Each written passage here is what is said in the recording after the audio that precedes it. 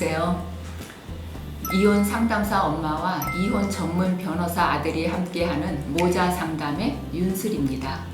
요즘에 북미나 유럽에서는 이혼율이 상당히 높아졌다고 그래요. 코비드 바이러스와 이혼을 뜻하는 디보스가 합해져서 코비디보스라는 합성어까지 생겨날 정도로 이혼율이 아주 치솟고 있고, 또 중국에서도 이혼율이 높아지는데 유독 우리나라는 황혼 이혼율은 높아졌지만 전체적인 이혼율은 낮아졌다고 해요. 여러 가지 이유가 있겠지만 그 이유 중에 한 가지가 좀 우프다고 해야 될까? 우리나라 서민들의 재산은 부동산 한 채인 경우가 거의 대부분인데, 부동산 가격이 이렇게 하늘 높이 치솟고 있으니까 이제 이혼을 하게 되면 그거를 나누어서 재산 분할을 해야 되는데, 가격이 더 오를 부동산을 보면서 이혼을 늦춘다는 거죠. 부동산이 더 오른 다음에 재산 분할을 하면은 양쪽이 가져갈 금액들이 더 늘어나니까, 그런 이유도 하나가 있다고 합니다. 이혼율이 점점 낮아지고 있다면 그건 반가운 일인데, 그래도 꼭 이혼을 해야 되는 상황에 계신 분들이라면 서로 얼굴 붉히면서 하는 재판 이혼보다는 협의 이혼으로 마무리하는 게 가장 좋은 방법이죠. 오늘은 협의 이혼에 대해서 알아보도록 하겠습니다.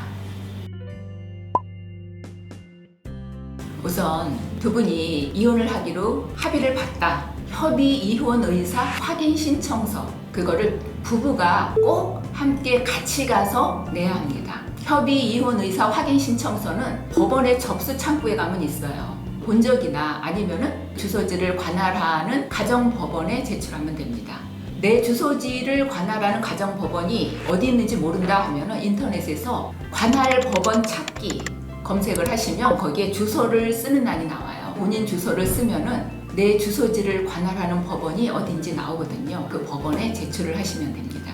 부부의 주소가 다르거나 등록 기준지와 주소지가 다른 경우가 있어요. 둘 중에 아무 곳이나 편한 곳에 신청서를 제출하셔도 돼요. 부부 중에 한쪽이 외국에 있거나 교도소에 수감 중인 경우에, 그럴 경우에는 한쪽이 가서 신청을 해도 됩니다. 외국에 계시는 분이 협의 이혼 의사 확인 신청서를 제출하고 싶다. 그 계시는 곳을 관할하는 공관이 있잖아요. 그 공관장에게 협의 이혼 의사 확인 신청서를 내시면 됩니다. 제출하는 서류에는 뭐가 있느냐 하면, 우선 부부가 함께 협의 이혼 의사 확인 신청서를 제출해야 되겠죠. 또 부부 각자의 가족관계 증명서, 그리고 혼인관계 증명서, 시청, 구청, 읍사무소, 면사무소에서 떼어줍니다. 그리고 미성년 자녀가 있는 경우에는 친권과 양육권에 대한 협의가 반드시 이루어져야 해요. 그래서 친권과 양육권을 누가 가질지 이제 협의가 이루어져서 그 협의서를 반드시 내셔야 합니다. 그게 없으면 협의 이혼 자체가 안 돼요. 이혼은 하기로 했고 재산 분할도 어느 정도 이제 협의가 다 됐어요. 근데 친권과 양육권을 서로 갖겠다고 하는 경우가 있잖아요. 협의가 안 될 경우에는 그 부분만 따로 재판부에 심판을 의뢰해야 합니다. 그 부분에 대한 소송을 청구해서 심판을 받으면 그 심판 정본이나 확정 증명서, 그것을 함께 제출을 해야 합니다. 그게 없으면 절대 협의 이혼 자체가 안 됩니다. 서류를 제출하고 나서 미성년 자녀가 있을 경우에는 3개월이라는 기간이 지난 후에 확인기를 받을 수가 있고, 이제 아직 성년이 되기까지 한 2달 정도 남았다고 예를 들면, 미성년 자녀가 성년이 되는 날부터 확인기를 받을 수가 있어요. 한 보름 후에 성년이 된다. 한 달 후부터 이제 확인기를 받을 수 있습니다.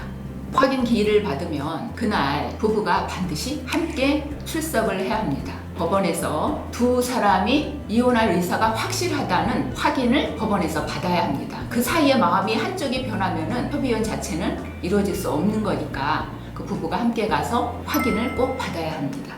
첫 번째 확인 기일에 못 가게 됐어요. 두 번째 확인 기일에 출석을 하면 됩니다. 두 번째 확인 기일에도 어느 한쪽이 안 나왔어요. 그 자체로 이혼할 의사가 없다는 것으로 간주를 하게 됩니다. 협의이혼 자체가 무산되는 거죠. 이제 한쪽이 외국에 있을 경우에는 그 제외 공간에, 한쪽이 교도소에 있을 경우에는 그 교도소에 이혼 의사가 확실한지 촉탁서를 보내서 이혼 의사가 있다는 그 회신이 오면 다른 쪽을 법원으로 출석을 시켜서 또 그 사람한테 이혼 의사 확인을 받게 됩니다.